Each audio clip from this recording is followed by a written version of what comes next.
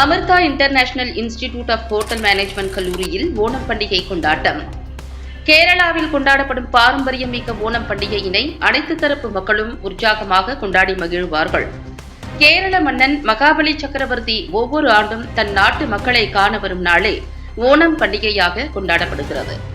இந்த நாளில் தங்கள் வீடு தேடி வரும் மகாபலி அரசனை வரவேற்கும் விதமாக பல்வேறு வகையான பூக்களால் அத்தப்பூ கோலம் இடுவதை வழக்கமாக வைத்திருக்கிறார்கள்.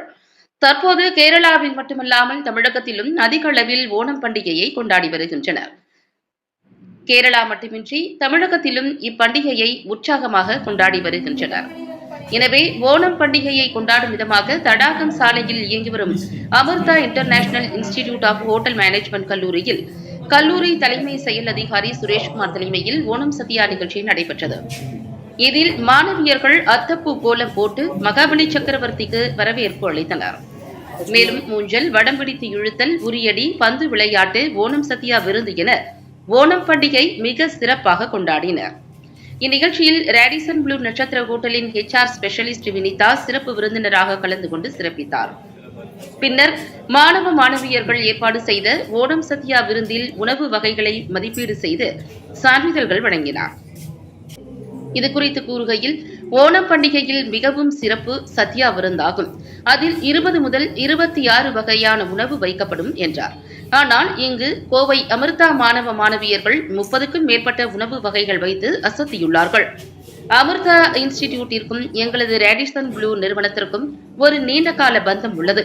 இங்கு பயிலும் மாணவர்கள் பயிற்சிக்காக வருவார்கள். அவர்கள் மிகவும் திறம்பட செயல்படுகின்றனர்.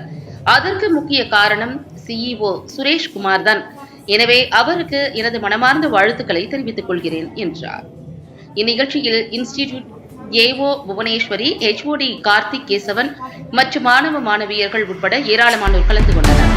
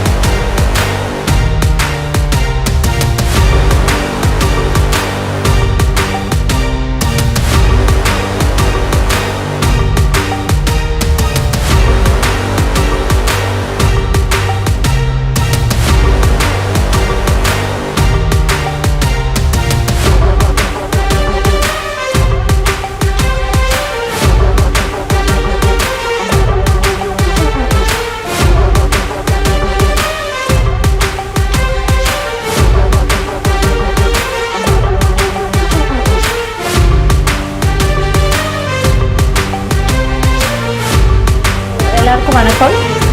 என் பேர் வினிதா. நான் ரேடிசன் ப்ளூ ஹோட்டலில் HR ஸ்பெஷலிஸ்டாக ஒர்க் பண்ணிகிட்டு இருக்கேன்.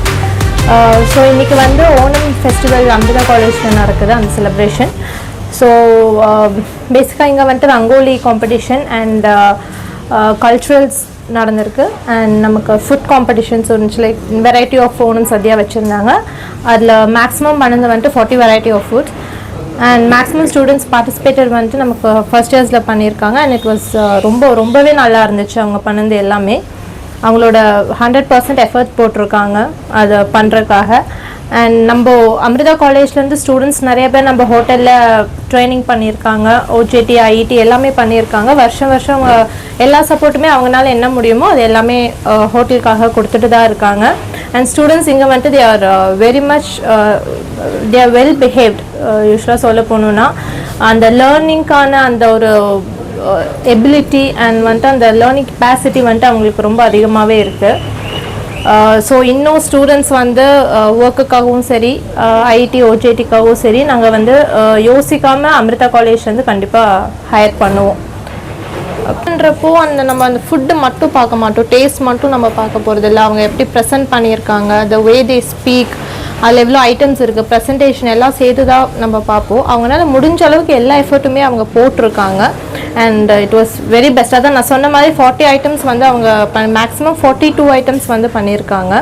அண்ட் டேஸ்ட் வைஸ் ப்ரெசன்டேஷன் எல்லாமே ரொம்ப நல்லா இருக்குது. லேர்னிங் ஸ்டேஜ் ஆல்சோ முடிஞ்ச அளவுக்கு எஃபர்ட் போட்டிருக்காங்க. சரிங்க.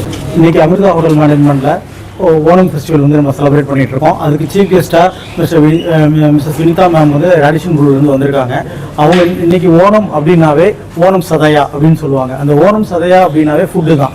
அந்த ஃபுட்டு வந்து வெரைட்டிஸ் ஆஃப் ஃபுட்டு, அதில் வந்து மினிமம் வந்து 16லேருந்து 42 வெரைட்டிஸ் வந்து ஃபுட்டு வந்து நம்ம ஸ்டூடெண்ட்ஸ் வந்து பண்ணியிருக்காங்க.